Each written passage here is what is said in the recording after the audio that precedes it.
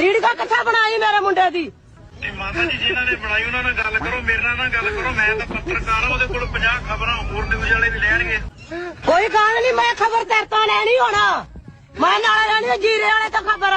ਮੈਂ ਮੁੰਡਾ ਤੁਹਾਡੇ ਕੋਲ ਦੋਵਾਂ ਕੋ ਭਰਨਾ ਹੀ, ਮੇਰਾ ਮੁੰਡਾ ਨਹੀਂ ਲੱਭਣ ਡਿਆ। ਤੇਰਾ ਮਤਲਬ ਕੀ ਹੀ ਆ ਕੇ ਰੀੜਕਾ ਬਣਾ ਕੇ ਗਿਆ?